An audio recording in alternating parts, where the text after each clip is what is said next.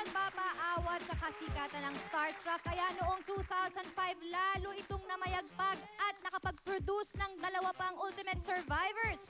Mga sis Starstruck Batch 3 Ultimate Survivors, Jackie Rice and Marky Shella with the Abstract Dancers. I like you. I like you.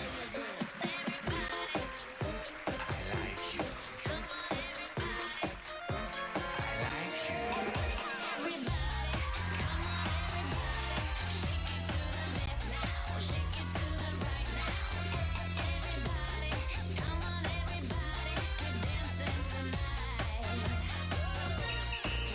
If you're tall or small, I like you. If you're fat or thin, I like you. If you're rich or poor, I like you. I like you. I like you.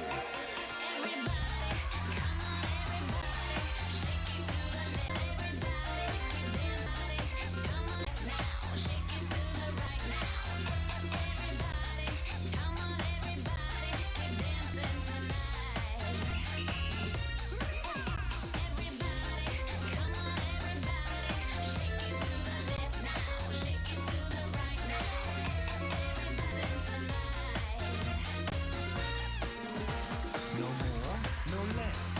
I like you. If you're fat or thin, I like you. If you're rich or poor, I like you. I like you. I like you.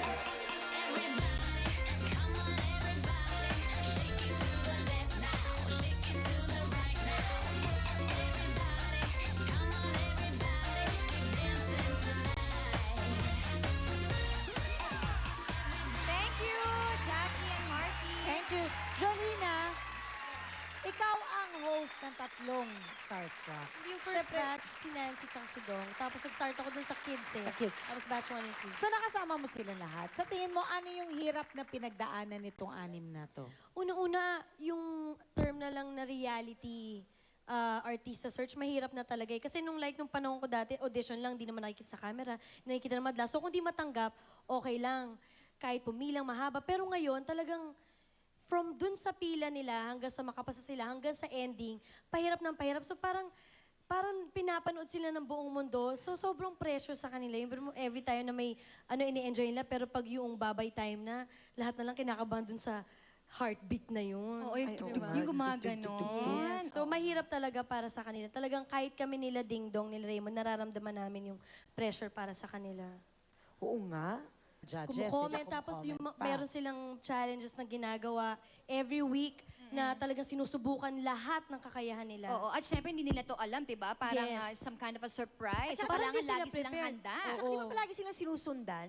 Kahit anong Oo. ginagawa nila, Kahit parang ano, may tsaka camera. Minsan nagkakaroon na talaga ng mga parang sa sobra sigurong pressure. Parang nagkakaroon na sila ng misunderstanding. Oo. Tsaka mga ganda doon, sa huli, magkakaibigan pa rin sila. Ayan. Diba?